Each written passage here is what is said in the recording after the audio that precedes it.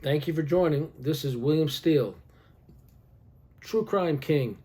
I don't tell these stories to glorify my past. I'm trying to tell them in such a way where the misadventures would scare somebody away from doing them. Because although I got away with a lot, there was a lot of problems, misadventures, accidents, things that could have gotten me killed, or hurt severely. And I'll give you a real quick story of one of them. Now, if you're watching my station here, you previously heard me talk about an acquaintance of mine named Buttons. Buttons was known as a real killer, ruthless guy. I got to know his mother real well, and she was a super nice lady. They were in Brighton Beach. I was in Gravesend section, Sheepshead Bay, Bensonhurst. So Buttons knew of my skills and my ability to open locks and safes and vaults and basically break into whatever I wanted to. And he tried to use his influence and his intimidation and his reputation to take me under the wing, and we did some stuff together. So we made some money.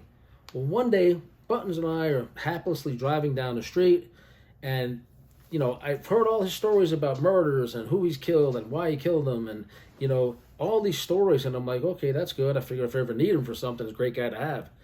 If he's ever mad at me, really, really bad guy to know. I try to be above board with everybody, even when I was doing illegal things. So we're driving down the road. This is in Brooklyn. I think it was Ocean Avenue. He suddenly starts yelling, pull over quick, and pop the trunk. I said, why? He said, just fucking do it. Just do it. So I pull over, I pop the trunk, and I'm about to leave him there because I'm thinking, with all the crap he's into, he might see an enemy or somebody and want to throw them in the trunk because he's that type. You pistol whip him, put him in the trunk, and now I'm screwed. I'm looking at a life sentence. So if he was going to grab a person, I was going to pull off and leave him there. Unfortunately, that's what I was going to do. So I watched him closely. A mailman was pushing the mail cart with the 2 canvas bags on the side. He walked into the building to drop off some mail. Buttons grabbed the whole mail cart, threw it in my trunk, and we drove off with the mailman's mail cart. Well, he comes running, hey, screaming at us, driving down the road. We get to Buttons' basement apartment in Brighton Beach. His mother, a wonderful woman, wondering what we're doing, and she always knows her son's up to no good, and she's been warning me. Back then, it wasn't William Steele, it was Billy. Billy, please get away from my son. You're such a nice guy. He kills all his partners. If you put a lot of money in front of my son, he's going to kill you and take it all. And I said, she's deceased, but I still don't want to use her name. God bless her. She tried to warn me away from him so many times. And I did enjoy making money with him, but I did feel uneasy around him because he was so volatile. God bless him wherever he is, like I say. But so we get to the house and we're opening. He says, look, it's this certain time of the month and I'm opening it for checks, government checks. So we eventually get like $13,000 in checks out of this thing. And I was like, whoa, that's good. And he's got somebody who will take the checks and, give us several thousand for the checks. One of the last things we opened was a manila envelope about this big. Kind of, smushy, whatever. Open the envelope. He says, what's that? I said, I don't know, probably some paperwork. I open it, there's another envelope. I open that one, there's a Ziploc baggie with probably a quarter kilo of cocaine. Back in those days, I know my cocaine. I used to traffic kilos.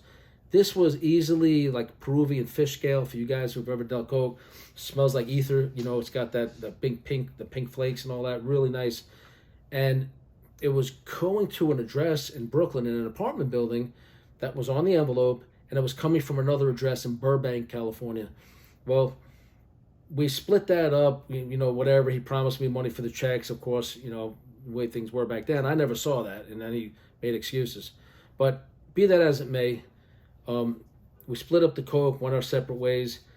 He then said he was going to go back to the guy, wait for the guy to re-up, and then jack him for some more coke, rob him for some more coke. That wasn't my thing.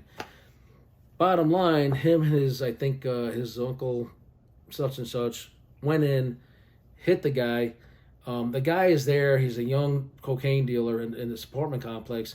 Rob him at gunpoint, terrorize him and I think his parents or grandparents at gunpoint. We want more, we want the coke. We're the ones that got your last shipment. Where the hell's, we know you re-up by now.